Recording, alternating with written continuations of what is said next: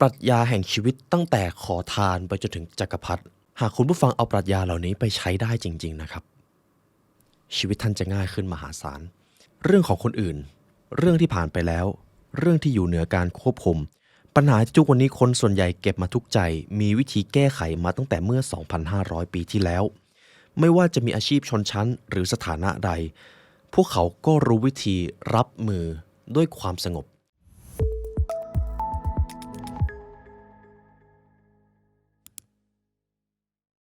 หากการทำความดีทำให้เราต้องเผชิญหน้ากับความตายเราจะยังควรทำความดีอยู่หรือไม่หากการเป็นคนซื่อสัตย์ทำให้เราต้องถูกเนรเทศหรือถูกกล่าวหาเราจะยังควรรักษาความซื่อสัตย์อยู่หรือเปล่าหากเราเป็นคนที่มีคุณธรรมแต่กลับถูกสั่งประหารชีวิตเพราะคุณธรรมของเราเองเราจะยังควรรักษาคุณธรรมนั้นอยู่หรือไม่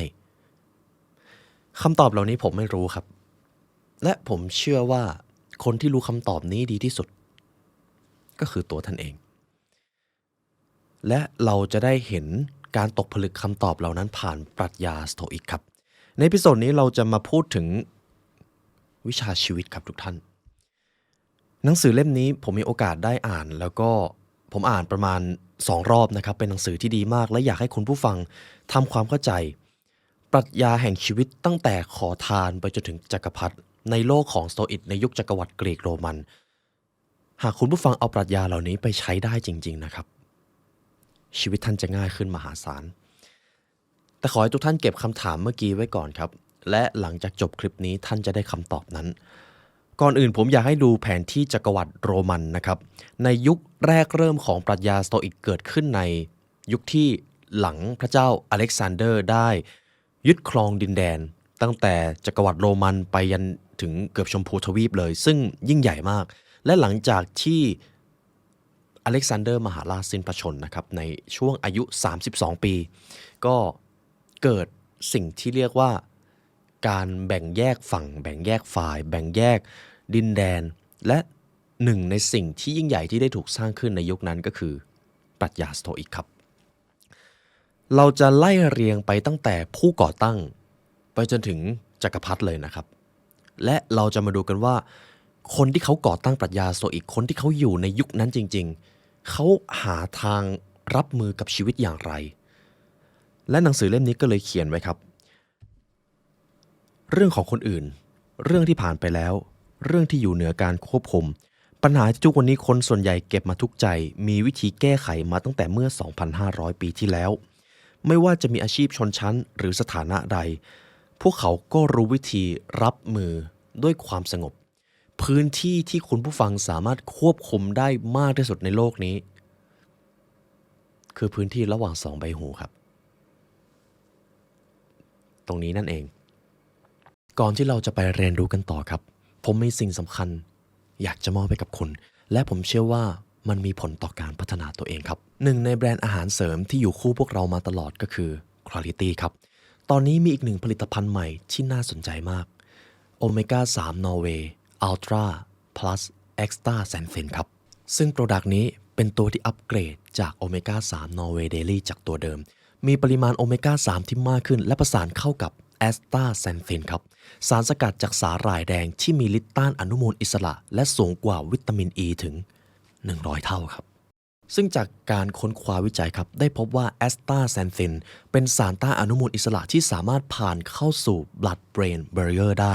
หรือเป็นตัวกั้นระหว่างเลือดและสมองได้อย่างมีประสิทธิภาพซึ่งความสามารถนี้ครับทำให้สามารถเข้าถึงและปกป้องเซลล์สมองอีกทั้งยังต้านความเสียหายจากการออกซิเดชันของเซลล์สมองด้วยครับและนี่คือก้าวหมายแห่งการดูแลสมองจาก Clarity ครับเพื่อการดูแลสุขภาพอย่างสมดุลสำหรับคนที่พัฒนาตัวเองอย่างทุกท่านสามารถศึกษาข้อมูลเพิ่มเติมได้ที่ www.clarity.asia/thelibrarychannel ครับหรือคลิกลิงก์ใต้ description ได้เลยเพราะนี่คือส่วนสำคัญในการพัฒนาตัวเองของทุกท่านและเรามาเรียนรู้กันต่อครับเรามาเริ่มที่คนแรกกันครับเซโนผู้ก่อตั้งปรัชญาสโตอิก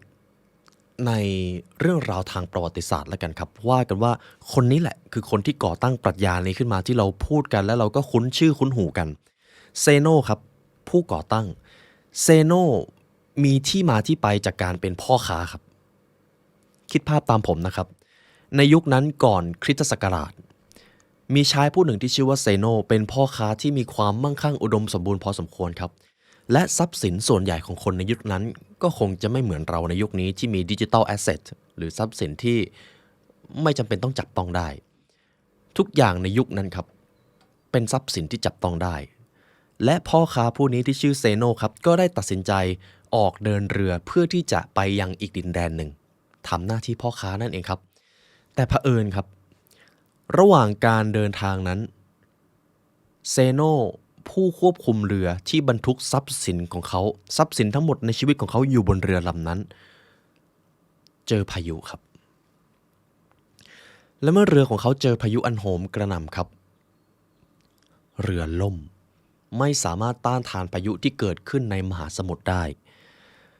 แต่โชคยังดีครับที่เซโนยังรอดชีวิตจากเหตุการณ์เรืออับปางในครั้งนั้นหากคุณผู้ฟังเป็นเซโนที่เมื่อกี้ยังรวยอยู่เลยแต่ตอนนี้ความรวยเหล่านั้นจมหายไปในมหาสมุทรแล้วเป็นคุณผู้ฟังจะทำอย่างไรครับและนี่คือสิ่งที่เซโนทำครับจากพ่อค้าสู่ผู้ก่อตั้งปรัชญาโลกไม่ลืมหลังจากที่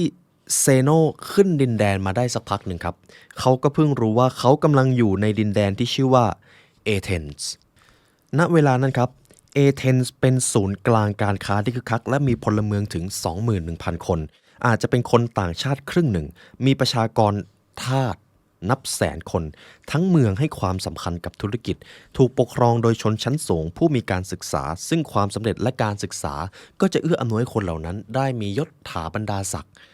คือในยุคนั้นนะครับการได้เป็นขุนนางการมียศมีลาภเป็นสิ่งที่สำคัญครับ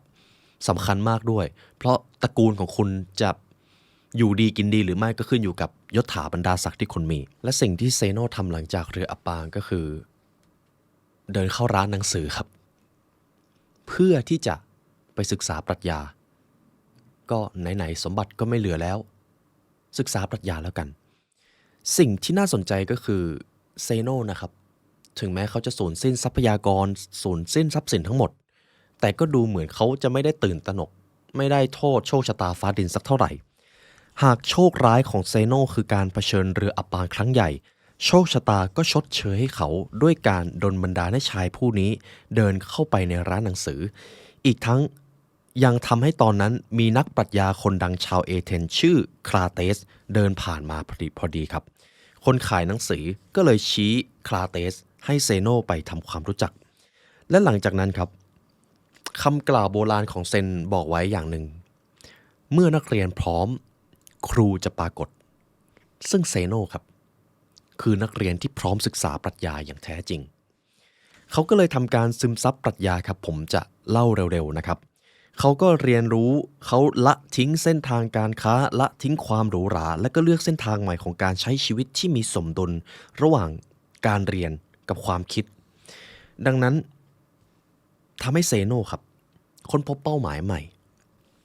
คือการศึกษาเรื่องของปรัชญาและคุณธรรมมันคือการค้นพบกระแสชีวิตอันราบรื่นเพื่อที่ว่าสำหรับชาวกรีกแล้วจุดสูงสุดของการเป็นคนคือการเป็นไดมอนด์ครับถ้าพูดง่ายๆคือการเป็นเวอร์ชั่นที่ดีที่สุดของตัวเองซึ่งเวอร์ชั่นนั้นจะประกอบไปด้วย3อย่างซึ่งการที่คนหนึ่งจะเป็นไดมอนด์ได้ในยุคสมัยของเซโนจะประกอบไปด้วยชีวิตทั้ง3แบบในบรรดาชีวิตทั้ง3แบบมีอยู่ได้แก่ 1. ชีวิตที่ลึกซึ้ง 2. ชีวิตที่กระตือรือร้นและ 3. ชีวิตที่มีเหตุผลขอให้ท่านจงเลือกชีวิตแบบที่3เพราะชีวิตที่มีเหตุผลย่อมเกิดจากการครุ่นคิดแล้วจึงลงมือกระทำนี่คือข้อคิดของเซโนครับเขาเริ่มกลายเป็นคนเก็บตัวเพื่อทำตามอุดมคติของชีวิตและเลือกอยู่กับเพื่อนสนิทในวงจำกัดมากกว่าการไปออกงานสังคมและเพื่อนส่วนใหญ่ของเขาก็คือคนที่พร้อมจะถกปรัชญากันจนชายผู้นี้ครับก็เริ่มมีกลุ่มมีก๊กมีเพื่อนที่ต้องการเป็นไดมอนด์เหมือนกันดังนั้นเขาจึงได้ค้นพบว่าชีวิตที่มีเหตุผล คือสิ่งที่สำคัญเขาเพลิดเพลินกับความรู้ทั้งในการศึกษากับครูผู้ยังมีชีวิตอยู่และในบทสนทนากับครูที่อาจจะเสียชีวิตไปแล้วอย่างเช่นโซเครติสเขาพิจารณาคำสอนเหล่านั้นกับลูกศิษย์เขาคบคิดถึงมันอย่างลึกซึ้งขณะออกไปเดินและทดสอบมันในการโต้วาที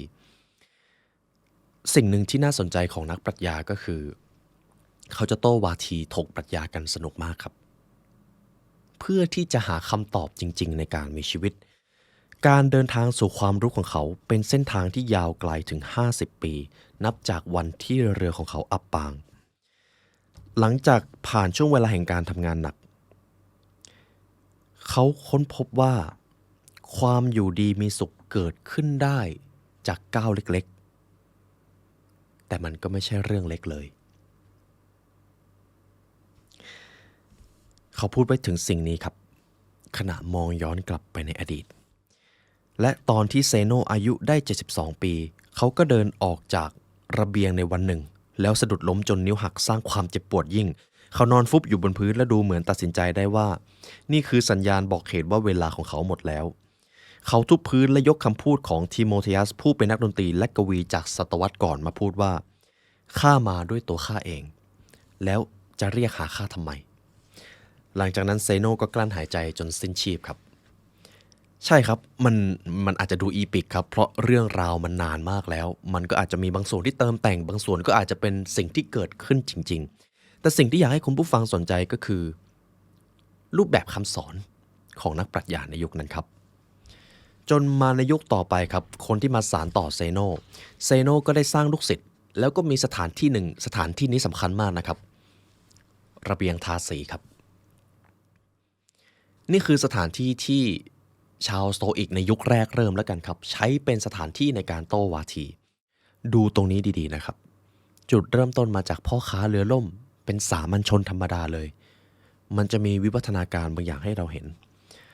เรามาดูคนที่สองครับคนนี้จะมีปรัชญาหลายอย่างที่ผมอยากให้คุณผู้ฟังได้ลองพิเคราะห์คลีแอนเทสครับอยู่ในยุค330 BC เสียชีวิตเมื่อ230 BC ครับ BC ก็คือก่อนคริสตศักราช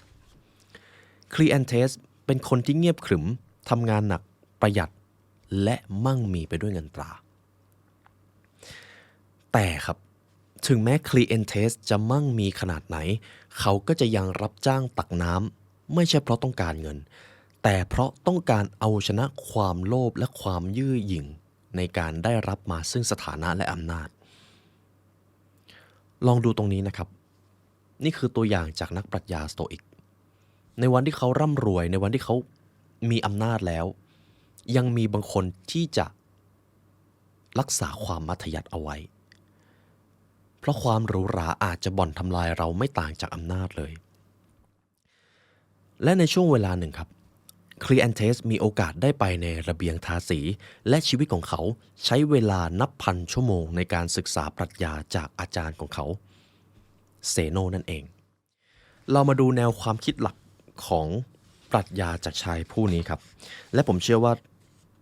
คุณผู้ฟังจะเห็นบางอย่างที่มันสำคัญในการใช้ชีวิตของเราคลีแอนเทสครับเขามองว่าความทุกข์ที่เกิดขึ้นจากการแสวงหาคุณธรรมถือเป็นเรื่องที่ดีดูตรงนี้ให้ดีนะครับ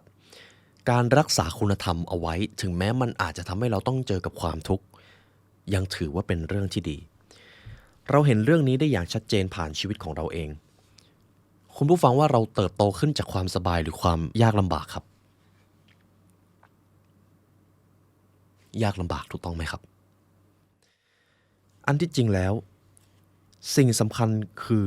ความแข็งแกร่งแห่งเจตจำนงนี้พลังแห่งความแข็งแกร่งเมื่ออยู่ในสิ่งที่ชัดเจนและควรยึดมั่นก็ถือเป็นความรู้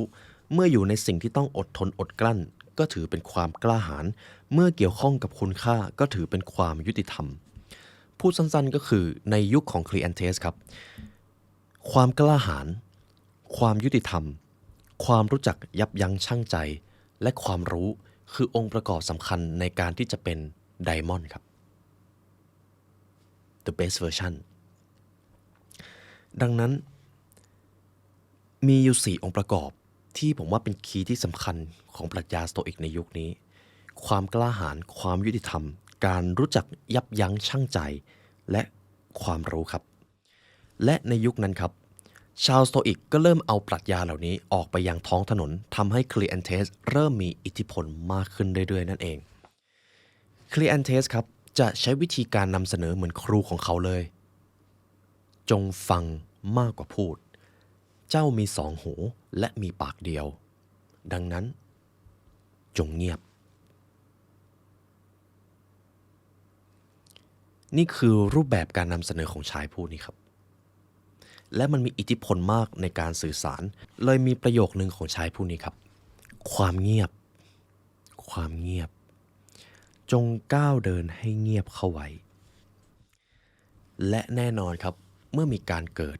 ก็ต้องมีการลาจากในช่วงเวลานั้นคลีแอนเทสยังคงรักษาอารมณ์ขันไว้ได้จนถึงช่วงบั้นปลายชีวิตแต่เขาก็ต้องจากไปเมื่ออายุครบ100 ปีก็คืออายุยืนมากนะครับสำหรับคนคนหนึ่งในยุคนั้นก่อนคริสต์ศักราชแล้วมีอายุถึง100 ปีต่อไปเรามาดูอีกคนหนึ่งครับคนนี้คือคนที่เริ่มอยู่ในยุคกลางของปรัชญาสโตอิกแต่ยังถือว่ายังอยู่ในครึ่งแรกๆแล้วกันครับคนนี้มีชื่อว่าคนซื่อสัตย์คนสุดท้ายพับเลียสรูติเลียสรูฟัสนี่คือคนที่มองว่าเป็นคนที่ซื่อสัตย์มากที่สุดคนหนึ่งเท่าที่โลกเคยมีมาครับแต่คุณผู้ฟังยังจำคำถามผมได้ไหมครับหากการที่เราเป็นคนซื่อสัตย์แล้วเราจะต้องไปเผชิญกับการถูกเกลียดชังการถูกกล่าวหาการถูกทำโทษโดยไร้ซึ่งข้อหาจริงๆเราจะยังควรรักษาความซื่อสัตย์เอาไว้อยู่หรือไม่และคงไม่มีบริบทใดที่จะอธิบายเรื่องนี้ได้ชัดเท่ากับบริบทการเมืองครับหลังจากที่เกิดการวิวัฒนาการของปรัชญาสโตอิกมามากขึ้นเรื่อยๆจักรพรรดิผู้นำผู้มียศถาบรรดาศักดิ์เริ่มเห็นถึงความแข็งแกร่งหรือศักยภาพของชาวสโตอิกครับก็เลยมีโอกาสได้เข้าใกล้แวดวงการเมืองเริ่มมีการอยู่ใกล้ชิดกับคนที่มียศมากขึ้นซึ่งเดี๋ยวช่วงสุดท้ายท่านจะรู้ครับว่าวิวัฒนาการไปถึงไหนพับเลียสรูติเลียสซูฟัสครับการเมืองเป็นเรื่องสกปรกทั้งในอดีตและปัจจุบันอำนาจดึงดูดอัตตาทั้งในโรมและโลกสมัยใหม่มันทำลายมันส่งเสริมให้คนหยิ่งยโสมันทำให้คนเมินความรับผิดชอบมันเต็มไปด้วยคนโกหกคนหลอกลวงและคนที่ปลุกปั่นดังนั้นในแวดวงการเมืองคนที่มีความซื่อสัตย์จึงมักเปล่งประกายมากกว่าที่อื่นพับเลียสรูติเลียสรูฟัสครับเขาเป็นคนหนึ่งที่ได้มีโอกาสเข้าไปอยู่ในแวดวงการเมืองแล้วในยุคนั้นนะครับการเมืองคอร์รัปชันเยอะมากเพราะ1มันตรวจสอบไม่ได้กับ2คนที่เข้ามามียศถาบรรดาศักดิ์ก็ไม่ใช่ใครอื่นครับก็คนในนั้นนั่นเองคนที่มีนามสกุลเดียวกันคนที่อยู่ในตระกูลขุนนางแบบเดียวกันทำไงได้ครับยุคนั้นยังเป็นยุคแรกเริ่มที่เราเพิ่งมีการปกครองแบบระบบการเมืองอยู่เลยปัญหามันก็เยอะตามมาด้วยซึ่งเป็นธรรมชาติครับซึ่งพับเลียสรูติเลียสรูฟัสครับเห็นถึงปัญหานี้เขาเป็นคนที่กล้าวิพากษ์วิจารณ์คนที่มียศแต่ไร้ซึ่งคุณธรรมและแน่นอนว่าพฤติกรรมนี้ก็มักจะไปก่อให้เกิดความไม่พอใจจากคนที่มีอำนาจมันก็หลีกเลี่ยงไม่ได้เช่นกันและเรามาดูกันว่าหากชายผู้นี้ที่ขึ้นชื่อว่าเป็นผู้ที่ซื่อสัตย์ที่สุดมีจุดยืนในการรักษาคุณธรรมเพื่อที่จะต่อต้านฝ่ายอธรรมเขาต้องเจออะไร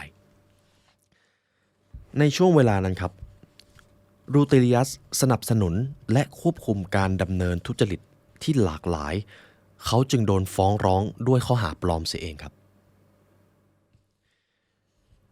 เขาทำงานของเขาดีมากครับเขาทำตามแนวคิดที่ว่าหากอยากรักษาผลประโยชน์ให้ตัวเองเจ้าก็ต้องรักษาผลประโยชน์ให้ผู้อื่นมันทำให้เขาพุ่งตรงไปสู่ความขัดแย้งสำคัญที่ใหญ่เกินตัวลูติเลียสไปขัดขาคนสำคัญเมื่อตัดสินใจรณรงค์สนับสนุนการปฏิรูปครับซึ่งการปฏิรูปนี้มันก็อาจจะทำให้คนรวยเสียประโยชน์คำตอบก็คือ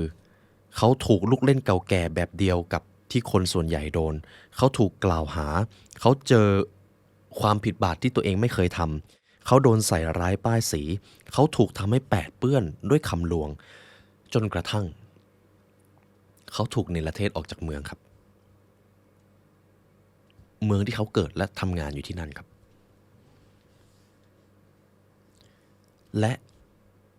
ถึงแม้ว่าลูฟัสครับจะถูกเนรเทศและถูกกล่าวหาด้วยข้อหาทุจริตแต่ดูเหมือนว่าเขาจะไม่ได้ตื่นตระหนกเพราะการทำดีเท่านั้นที่สำคัญส่วนเรื่องอื่นไม่สำคัญ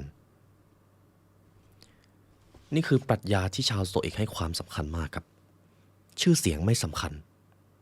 การทำดีต่างหากที่สำคัญสิ่งที่เขาได้ตกผลึกเอาไว้ก็คือตั้งแต่ในประวัติศาสตร์ครับ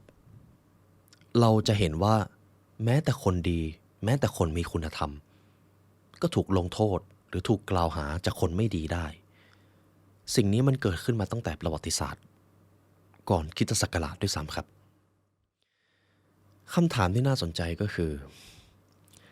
ทำไมคนดีจึงถูกลงโทษในขณะที่คนชั่วยังถึงเอาตัวรอดไปได้เสียอย่างนั้นน่าเศร้าใจยิ่งนักที่มันคือวิถีโลกทั้งในตอนนั้นและตอนนี้แต่ถึงกระนั้นท่านจะเลือกเป็นแบบไหนการคดโกงการขโมยและการทำผิดล้วนมีราคาที่ต้องจ่ายต่อให้สังคมจะยกย่องมันก็ตามท่านอยากเดินจากไปจากโลกนี้อย่างผู้มีเกียรติแบบรูติลิอัสลูฟัสหรือท่านอยากจะอยู่ต่อไปโดยปฏิเสธความจริงที่น่าละอายของท่านไปตลอดกาล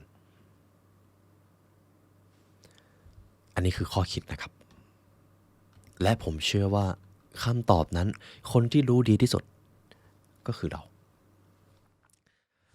เอาล่ะครับเรามาดูคนต่อไปกันครับเราอาจจะพอได้คำตอบแล้วนะครับว่าการเป็นคนซื่อสัตย์ก็อาจจะมีจุดจบที่ไม่สวยแต่การเป็นคนที่ไม่ซื่อสัตย์ความเลวร้ายที่เกิดขึ้นก็อาจจะติดตัวเราตลอดไปวิธีของเราล่ะคืออะไรคนต่อไปที่เราจะมาพูดถึงครับคนนี้มีชื่อว่าคนเหล็กแห่งโรมครับคาโตเดยังเกอร์คาโตคนหนุ่มครับ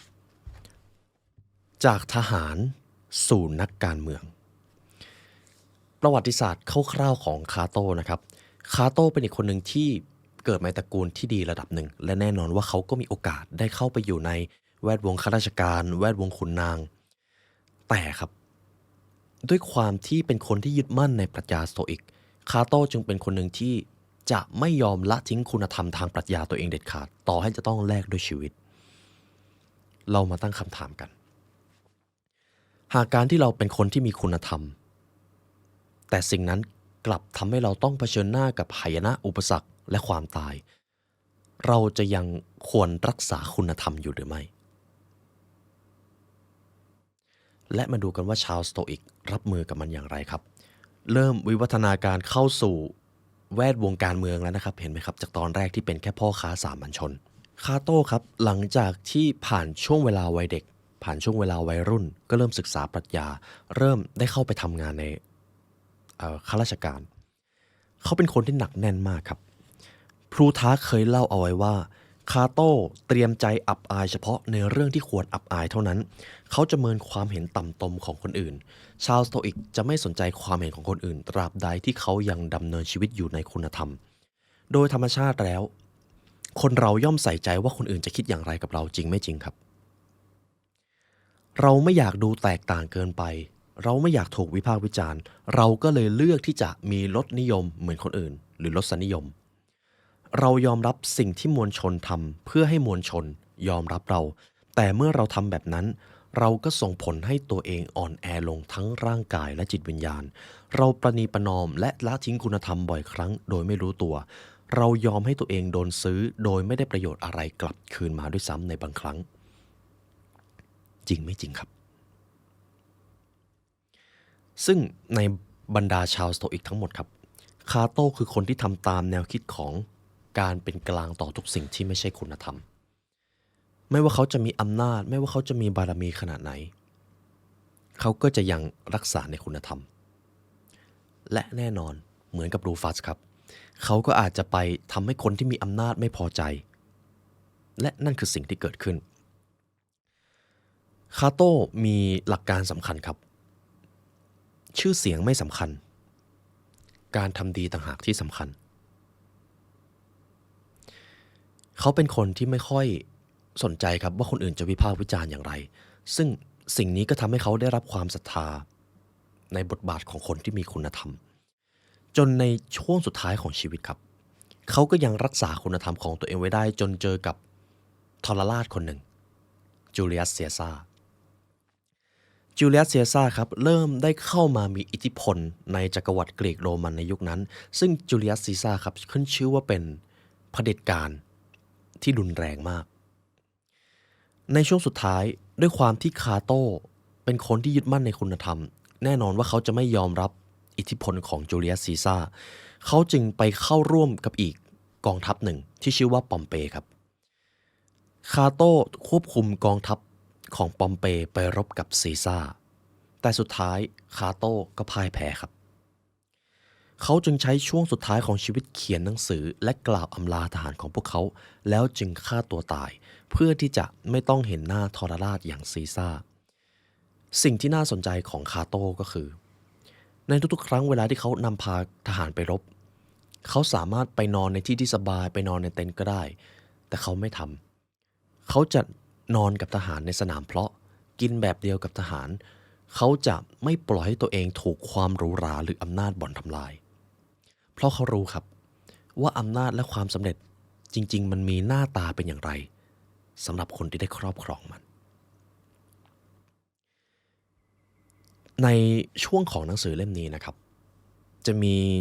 กรณีศึกษาหลายคนมากที่ได้อำนาจและความสำเร็จมาแต่ถูกอำนาจและความสำเร็จนั้นบ่อนทำลายไปทั้งหมด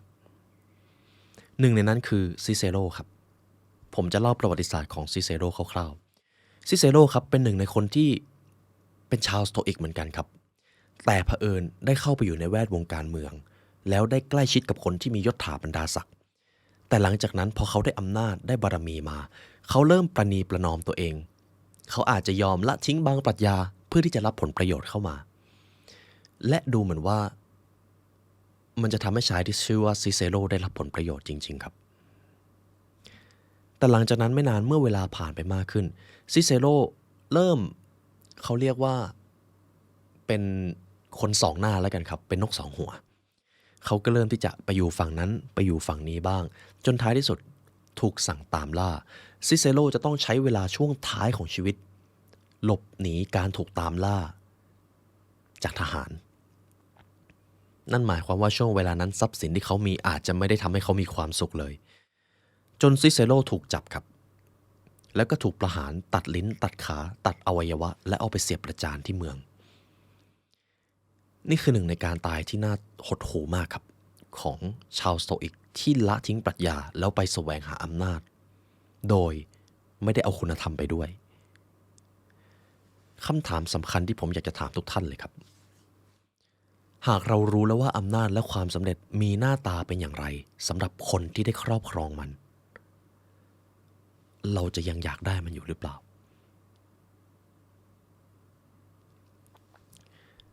และเพื่อที่เราจะได้คำตอบนั้นอย่างลึกซึ้งเราก็จะต้องค่อยๆศึกษาไปทีละคนและคนนี้คือคนสำคัญที่จะเป็นกรณีศึกษาให้เราครับเซเนกาผู้ทะเยอทะยานอยู่ในยุค4 ปีก่อนคริสต์ศักราชและยุคคริสตศักราชที่65เซเนกาครับเป็นผู้ทะเยอทะยานขึ้นชื่อว่าเป็นผู้สร้างจักรพรรดิวงเล็บจอมเผด็จการเซเนกาครับเป็นหนึ่งในชาวโซอิกคนหนึ่งที่มีงานเขียนที่เราจะรู้จักกันดีงานเขียนของเขามีชื่อเสียงหลายงานมากในช่วงชีวิตของเซเนกาครับมีโอกาสได้ไปใกล้ชิดกับจักรพรรดิซึ่งคิดว่าจักรพรรดิน่าจะเป็นตำแหน่งสูงสุดแล้วครับแต่เผอิญครับจักรพรรดิคนนั้นคือเนโรครับคือจักรพรรดิเป็น The Tyrant เป็นทรราชอีกคนหนึ่งที่สังหารครอบครัวตัวเองไม่เว้นแต่แม่และแน่นอนว่าเขาก็สังหารครูของเขาด้วยเช่นกันในยุคเวลานั้นครับเซเนกาได้รับบทบาทในการเป็นนักปรัชญาแล้วชื่อเสียงของเขา เรื่องลือไปยันถึงจักรพรรดิทางตระกูลขุนนางครับก็เลยอยากจะได้เซเนกามารับหน้าที่เป็นผู้ฝึกสอนจักรพรรดิตอนนั้นเนโรยังไม่ได้รับตำแหน่งครับเพราะว่าอายุยังน้อยเขาก็เลยอยากจะให้เซเนกาปลูกฝังคุณธรรมให้กับจักรพรรดิหรือว่าที่จักรพรรดิผู้นี้และแน่นอนครับคนที่ได้ใกล้ชิดจักรพรรดิมีหรือครับที่อำนาจความสำเร็จและบารมีจะไม่เข้ามาหลังจากนั้นครับเซเนกาก็เริ่มได้ทรัพย์สินเริ่มได้อำนาจเริ่มได้บารมีแต่ปัญหาติดอยู่อย่างเดียวเลยครับมีทรัพย์สินหลายส่วนเลยที่มันเปื้อนเลือดแต่ถามว่าเซเนการับไว้ไหมครับรับครับเซเนกาเขาเริ่มร่ำรวยมากขึ้น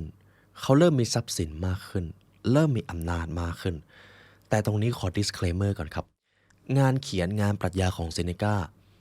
ดีมากจริงๆแต่ถ้าหากเราจะต้องไปตกอยู่ในสถานการณ์เดียวกับเซเนกาเราจะเลือกอย่างไรเราจะเลือกอะไรระหว่างปรัชญากับการมีชีวิตรอดเซเนกาครับผมเชื่อว่าลึกๆแล้วเขาก็เป็นคนที่ยึดมั่นในปรัชญาแต่เผอิญ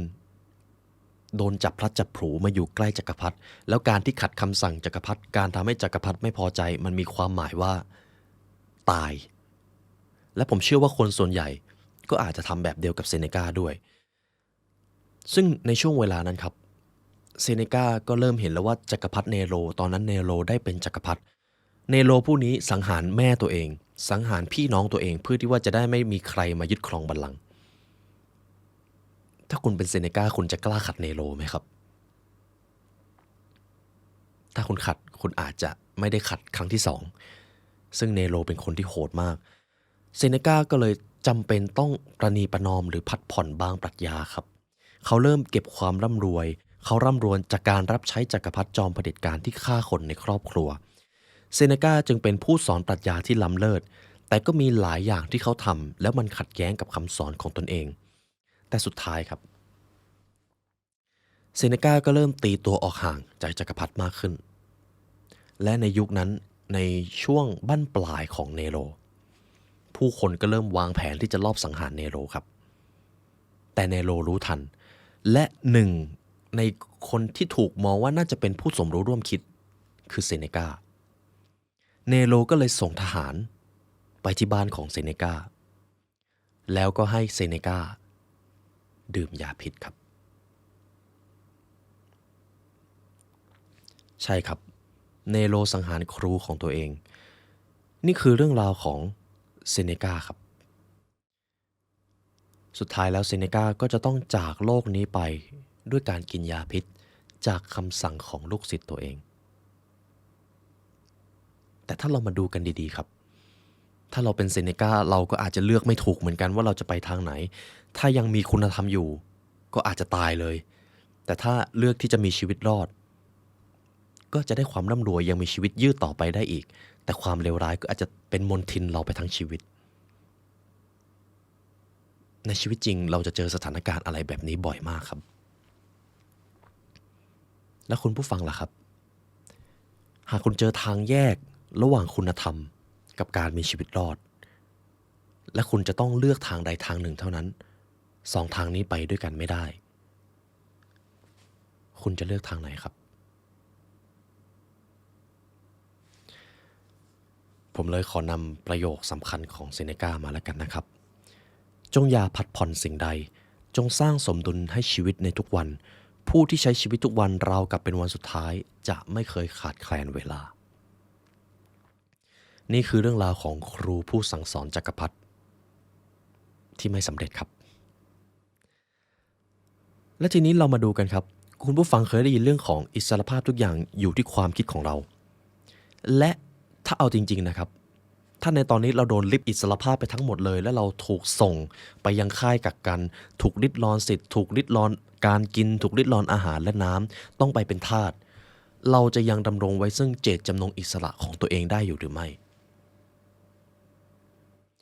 และคงไม่มีชายผู้ใดสะท้อนเรื่องนี้ได้ดีไปกว่าคนนี้ครับเอพิกเททัสขอทานผู้มีอิสรภาพ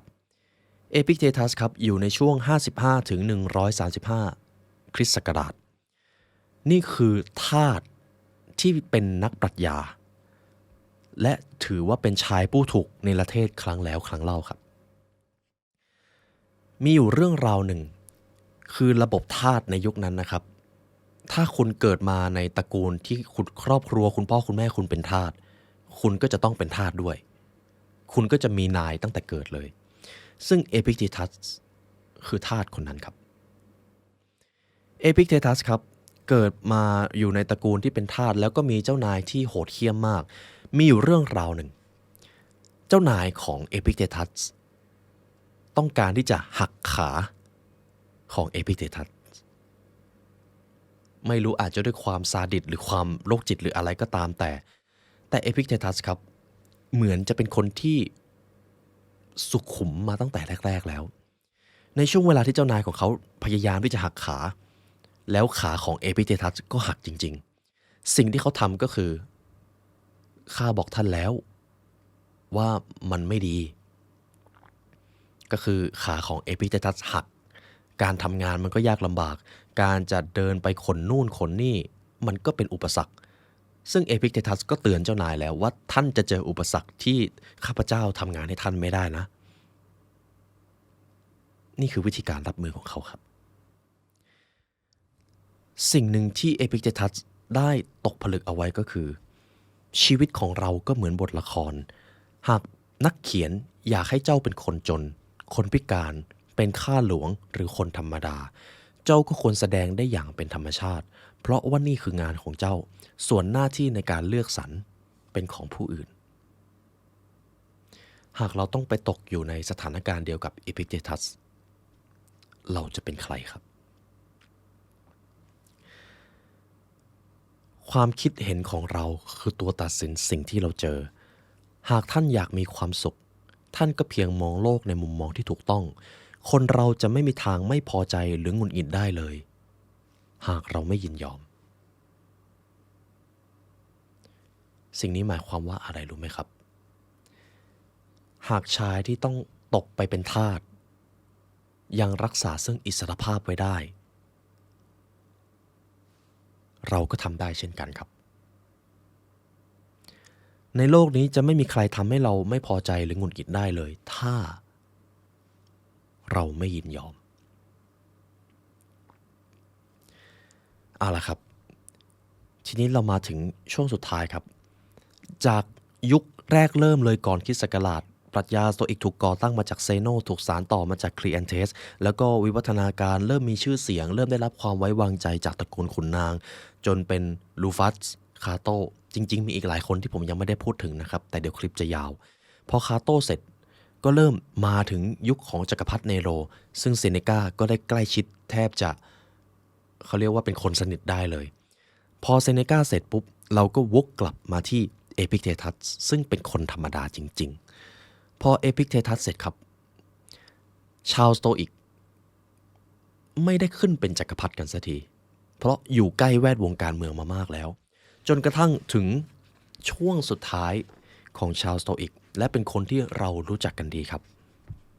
มาคัสออเรเลียสราชานักปรัชญามาคัสออเรเลียสครับอยู่ในยุค121ถึง180คริสต์ศักราชมาคัสออเรเลียสเป็นผู้ที่พดุงซึ่งความยุติธรรมหากเราเป็นคนคนหนึ่งที่ได้อำนาจได้ยศถาบรรดาศักดิ์ได้ทรัพย์สินในระดับของจักรพรรดิท่านเชื่อว่าเราจะยังรักษาคุณธรรมไว้กับตัวเองได้อยู่หรือไม่ครับ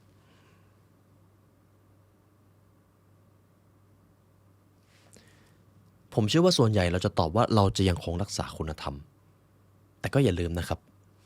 เผด็จการหลายคนก็ตอบคำตอบนี้แบบเดียวกับเราเลยเรามาดูกันครับว่าปรัชญาของชายผู้นี้คืออะไรนี่คือดาวดวงที่เรียกว่าเจิดจรัสที่สุดของปรัชญาสโตอิกครับเพราะมีโอกาสได้ขึ้นเป็นจักรพรรดิ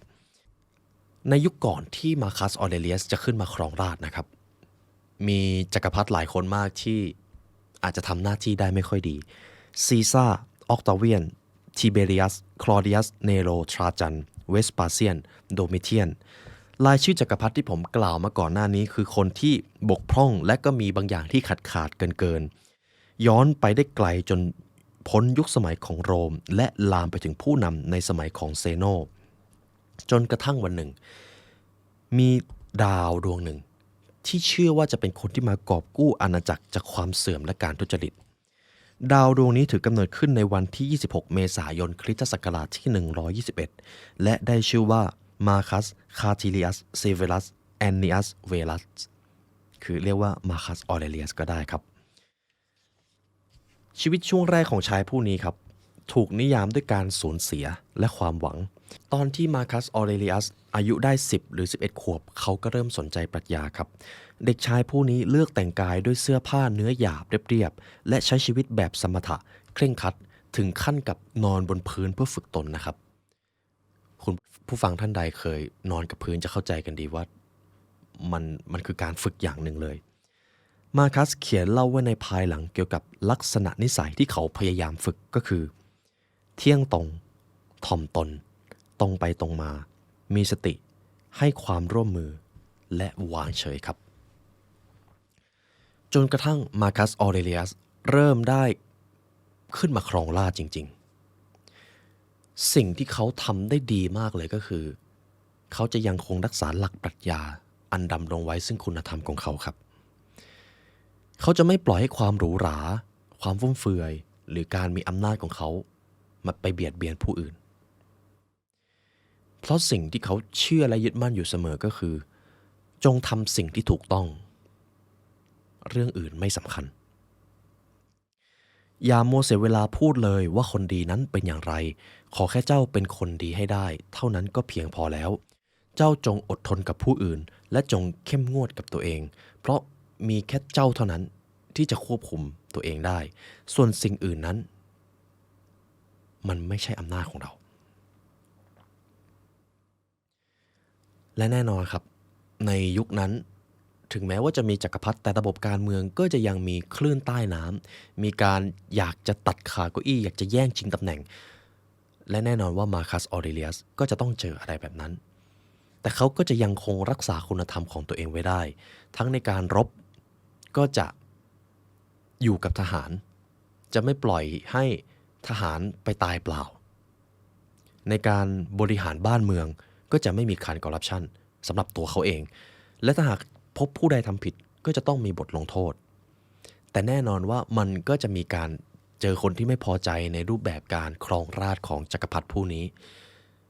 มีหลายครั้งที่เขาอาจจะโดนลอบสังหารครับแต่เขาก็ยังรอดมาได้แต่ถึงแม้เขาจะถูกลอบสังหารถูกกล่าวหาเขาก็จะยังรักษาคุณธรรมของตัวเองเพราะปรัชญาของชายผู้นี้ครับเจ้ามีอำนาจเหนือจิตใจไม่ใช่เหตุการณ์ภายนอกจงตระหนักถึงสิ่งนี้และเจ้าจะพบความแข็งแกร่งของตนเองจนช่วงสุดท้ายของนักปรัชญาผู้นี้ก็จากไปจากการป่วยไข้ไม่ได้ถูกประหารไม่ได้ถูกแย่งชิงและถูกสรรเสริญว่าเป็น The Five Good Emperors ครับจักรพรรดิที่ยิ่งใหญ่และยอดเยี่ยมที่สุด1 ใน 5เท่าที่โลกเคยมีมาสิ่งที่น่าสนใจก็คือถึงแม้จักรพรรดิผู้นี้ครับจะได้รับอำนาจมามากมายขนาดไหนแต่เขายังรักษาคุณธรรมไว้ได้สิ่งนี้หมายความว่าอย่างไรรู้ไหมครับเราก็ทำได้เช่นเดียวกันและทีนี้ครับคำถามที่สำคัญเราควรจะเป็นคนที่มีคุณธรรมเราควรจะพูดความจริงหรือซื่อสัตย์อยู่มากน้อยแค่ไหนจนถึงตอนนี้ผมก็ไม่รู้คำตอบครับแต่ประโยคหนึ่งที่ผมเชื่อว่าเป็นประโยคศักดิ์สิทธิ์จากหนังสือเล่มนี้ความสุขแบบผิวเผินมันมาแล้วเดี๋ยวก็ไปแต่ความเลวร้ายจะคงอยู่กับเราตลอดไปเราอยากจะจากโลกนี้ไปแบบไหนบางครั้งการทำชั่วการขโมยการคดโกงการเอาเปรียบอาจจะทำให้เราได้ผลประโยชน์หรือบางทีอาจจะทำให้บางคนสรรเสริญเราด้วยแต่ถ้าหากความเลวร้ายที่เราได้ทำนั้นมันจะต้องติดเป็นมลทินเราไปทั้งชีวิตมันคุ้มค่าหรือเปล่าคุณผู้ฟังคิดว่ามันคุ้มค่าหรือเปล่าครับและคำตอบนั้นแหละครับคือเหตุผลที่เราต้องมาเรียนรู้สิ่งนี้กันคำตอบที่ดีที่สุดจะมาจากตัวท่านเองครับ และนี่ก็คือประวัติศาสตร์ฉบับย่อจาก Lives of the Stoic ที่เรามาเรียนรู้ด้วยกันนะครับสำหรับเอพิโซดนี้ครับหากคุณผู้ฟังอยากจะเรียนรู้ให้ลึกซึ้งเข้มข้นกว่านี้ทุกท่านสามารถเรียนรู้ผ่านพรีเมียมคอนเทนต์ของพวกเราได้ครับหากคุณผู้ฟังอยากจะเรียนรู้ให้ดีฟมากขึ้นอยากจะเข้าใจอยากจะเอาไปปรับใช้อยากจะทำให้เกิด transformation พวกเรายินดีครับเราได้เตรียมเนื้อหาไว้ในพรีเมียมคอนเทนต์เป็นที่เรียบร้อยแล้วท่านไม่ได้จ่ายเงินเพื่อซื้อคอนเทนต์ครับท่านซื้อชีวิตและความเป็นไปได้มาให้กับตัวเองเดี๋ยวพวกเราจะวางลิงก์ไว้ข้างล่างครับทั้งแนวทางการพัฒนาตัวเองการบริหารจิตวิทยามนุษย์รวมไปถึงเรื่องของการสื่อสารทั้งหมดคือเนื้อหาที่เราลงดีฟดาวเพื่อเจาะลึกมากขึ้นกว่าเดิมเพื่อการพัฒนาตัวเองของทุกท่านครับเพราะสุดท้ายแล้วการเรียนรู้จะทำให้เราเป็นอิสระในวันนี้ได้เวลาอันสมควรแล้วครับทั้งผู้ร่วมงาน The Library Learn และตัวผมไลออนยุวสิงห์ขอกล่าวอำลาทุกท่านไปก่อนขอให้วันนี้เป็นวันที่ดีของทุกท่านครับสวัสดีครับ